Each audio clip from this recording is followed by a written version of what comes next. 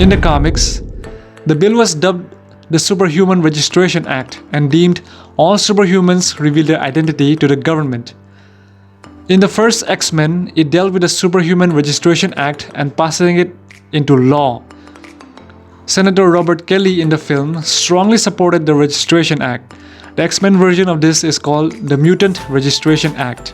It says, in accordance with the document at hand, I hereby certify that the below-mentioned participants, peoples and individuals shall no longer operate freely or unregulated, but instead operate under the rules, ordinances, and governances of the aforementioned United Nations panel, acting only when and if the panel deems it appropriate and/or necessary. Despite the Sokovia Accords being in effect, several superhumans have repeatedly violated the Accords. The Accords were likely abolished in Avengers Endgame, as they had severely hindered the Avengers in preventing the decimation.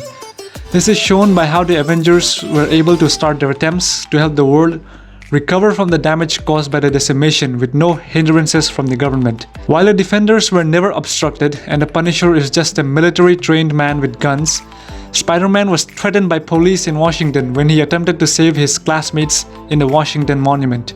The currently known regulations established by the Sokovia Accords include: any enhanced individuals who agree to sign must register with the United Nations and provide biometric data such as fingerprints and DNA samples.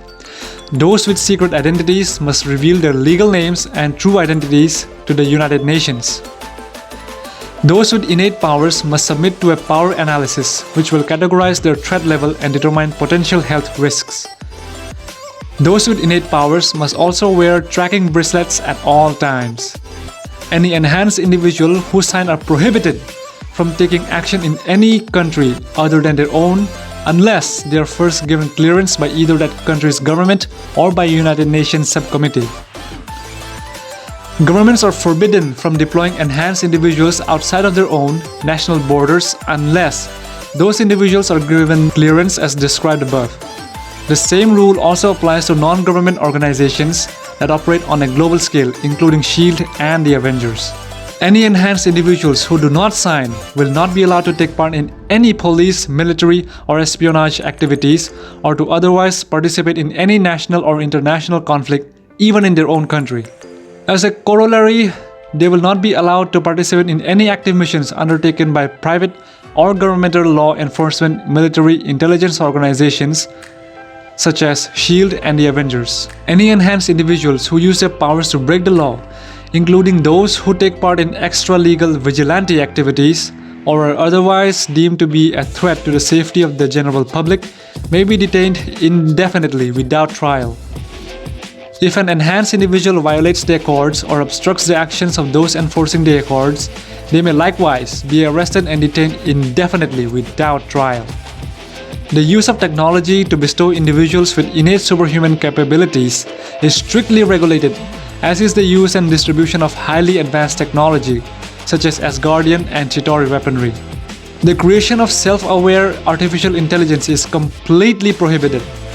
The Avengers will no longer be a private organization and will operate under the supervision of the United Nations. For the purposes of the Accords, an enhanced individual is defined as any person, human or otherwise, with superhuman capabilities. This includes individuals whose powers are an innate function of their biology, as well as individuals who utilize their highly advanced technology to grant themselves superhuman capabilities. However, individuals with advanced prostheses do not seem to be considered enhanced, even if their prostheses give them capabilities beyond those of ordinary humans. All members of the Avengers are subject to the same conditions as enhanced individuals, even if they are not enhanced themselves.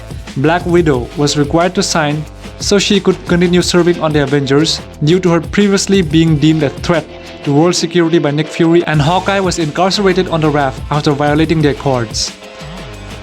Now, the Superhuman Registration Act was a legislative bill which was passed into law in the United States of America, enforcing the mandatory registration of superpowered individuals with the government.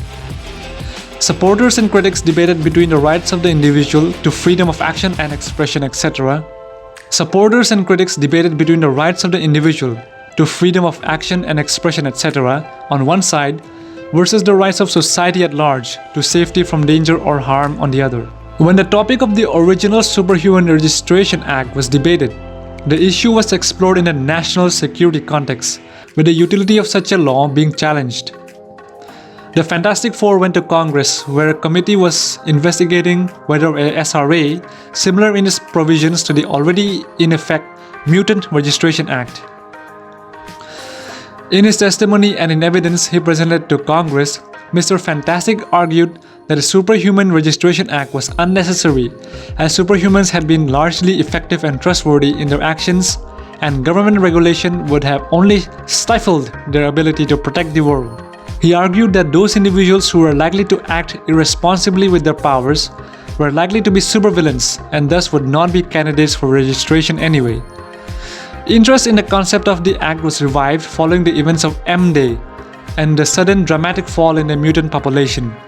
The US government again considered a Superhuman Registration Act, and Spider-Man and Iron Man traveled to Washington, D.C. to discuss the issue. Iron Man initially opposed the idea. Iron Man attempted to persuade his Illuminati colleagues to support the SRA in order to defuse it. Iron Man predicted that some superhuman or group of superhumans would eventually make a mistake that will cost hundreds of lives.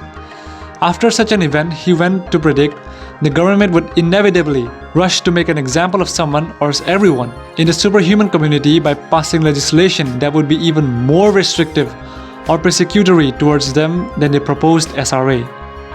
By supporting the act before it was passed, he suggested he and his fellow Illuminati might have been able to help avert such possible future tragedies, and also, by becoming a part of the process, help moderate the legislation so that it would have the minimum possible negative effect on the American superhuman community.